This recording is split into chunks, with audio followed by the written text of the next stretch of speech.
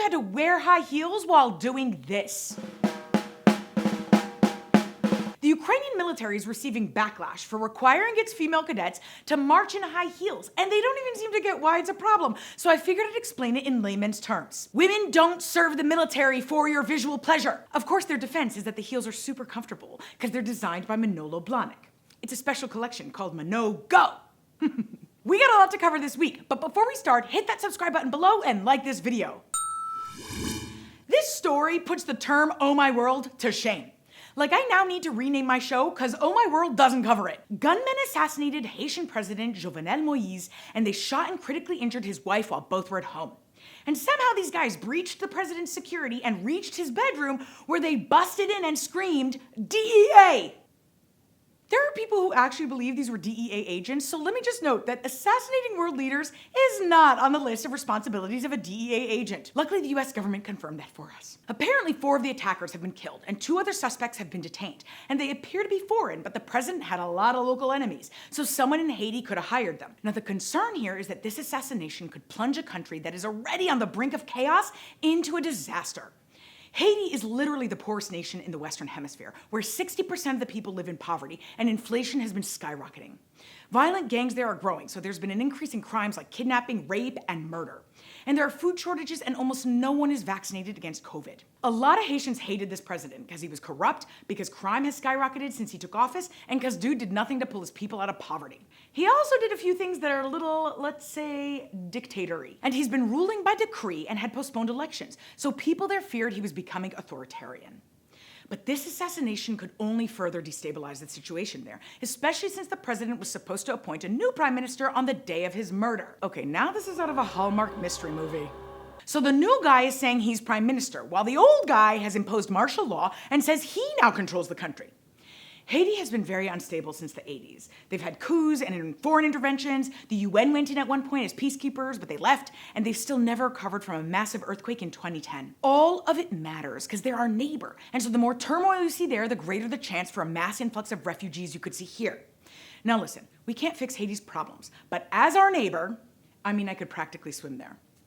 We gotta find a way to twist the government's arm into acting democratically and pursuing policies that fight corruption, crime, and poverty. Not rocket science. Afghanistan's former president, Hamid Karzai, is on a PR tour to slam US presence in Afghanistan. Meanwhile, I'm pretty sure you would have never become president if it weren't for us. This comes after the Taliban warned foreign troops this week against staying in Afghanistan after the September withdrawal deadline, since the US is considering keeping 1,000 troops in the country to protect embassies and the airport. So Karzai told the BBC that the US did not fight extremism in Afghanistan successfully or honestly, that he would never welcome the US back, and he seemed to be protecting the Taliban when he told Sky News that no Afghans should fight them. He believes that terrorism has only grown with US presence in Afghanistan, and that the situation there is now worse than it was before the US got there. Since it's clear Karzai is now a spokesperson for the Taliban, which is especially interesting since they tried to assassinate him a number of times. And since he wants to rewrite history, I figured we would take a little trip down memory lane, since I remember very well how Afghanistan was under the Taliban before we removed them from power. And that's not because I lived it, it's because I argued passionately against the Taliban in Model UN. Before Hamid Karzai became president, the Taliban had turned Afghanistan into a living hell. And for the parts of Afghanistan that the Taliban currently controls, that has remained the case. The Taliban is rooted in an extreme interpretation of Islamic law, where they govern mostly by fear and brutal punishment. People can face imprisonment, torture, or public beatings for things like having a different SIM card for your phone, or if you're a man talking on the phone to a woman you're not related to. And for the most part, girls can't go to school there and women are banned from employment and public life. And while the Taliban collects taxes and fills its financial coffers from the sale of opium, something Karzai was supposed to get rid of, but he conveniently didn't, the Taliban's leadership is what allowed terrorists like Osama bin Laden and Al-Qaeda to flourish and grow. As US and NATO troops continue to withdraw from Afghanistan, the Taliban is making daily gains, taking control over more towns and cities and freeing their fighters from prisons wherever they can. They now control or influence nearly half of the country, which means Karzai probably sees the writing on the wall, and so he's making sure to use the talking points the Taliban wrote for him in order to protect himself. But if I were Karzai, I'd be more careful with my words. Former South African President Jacob Zuma just turned himself into prison this week, but the whole thing has been pretty dramatic. He was given a 15-month sentence after he didn't show up to an inquiry that was looking into corruption allegations from when he was president from 2009 to 2018. Hundreds of South African supporters were standing in front of his home, rallying in his support and armed with spears and other weapons to prevent his arrest. He eventually went on his own. Zuma was in politics long before he became president and held a number of different senior positions in the government. But he also played a strong role in South Africa's ruling party called the African National Congress, or ANC. During South Africa's apartheid system, which existed until 1994, the ANC had a military wing that used guerrilla warfare to fight for an equal system, and Zuma played a large role with that wing. Just for a quick explainer, the definition of apartheid is a policy or system of segregation or discrimination on the grounds of race.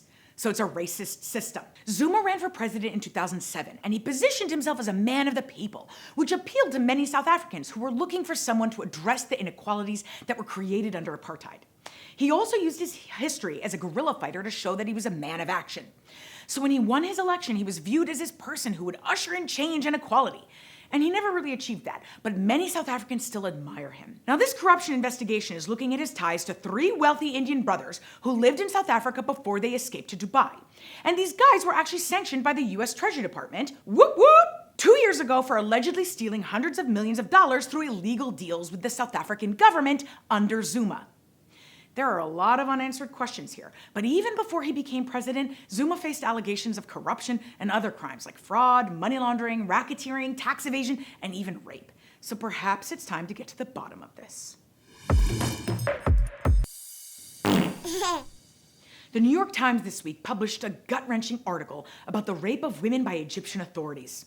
It's all really bad, but among the worst is that sometimes these are women who suffered sexual assault, and they went to the police or hospital to report the crime, and then they ended up getting groped or violated by police and doctors. The sexual abuse of women in Egypt is everywhere, and it's often used as a weapon in a number of different ways.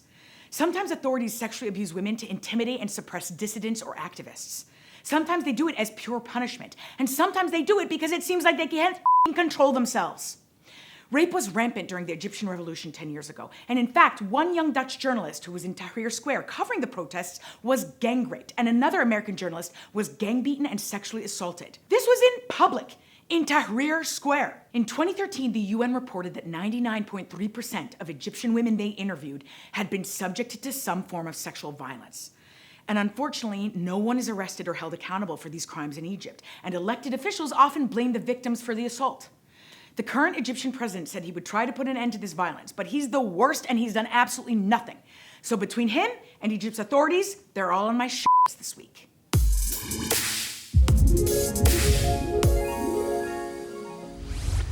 I absolutely love everything in this story, and it's so gonna warm your heart. A 6-year-old girl named Negalim from a small village in Ethiopia was suffering from a tumor on her face that had grown to the size of a cantaloupe, but she just underwent life-changing surgery right here in New York at Lenox Hill Hospital. Negalim did not have access to advanced medical care in Ethiopia, and this tumor would have eventually likely killed her because it could have either suffocated her or caused her to starve. The whole story started with a US government official who was visiting Ethiopia and wanted to get Negalim the help she needed. He tracked down 2 doctors who specialize in complex pediatric vascular malformations, and their names are Dr. Teresa O and Dr. Milton Wayner, and they're actually a married couple. Lenox Hill Hospital and Northwell Health covered all hospital costs and post-surgical care. Are you getting goosebumps yet? I am just so crushing on everything about this story. And it's not like this surgery was a walk in the park. It took 12 hours, and the surgeon said that on a scale of 1 to 10, 10 being the most difficult, this was a 12. But thanks to this surgery, Negalim will live, and she'll now be able to go to school and socialize with others, whereas she hadn't been able to before. I love this so much because it's an example of American generosity and compassion that extends beyond our borders and will fundamentally change Negalim's life for the better. I wish this beautiful little girl all the best, and I hope we can see similar stories like this in the future. Thanks, geeks! Before you go, I would love to know your thoughts on this.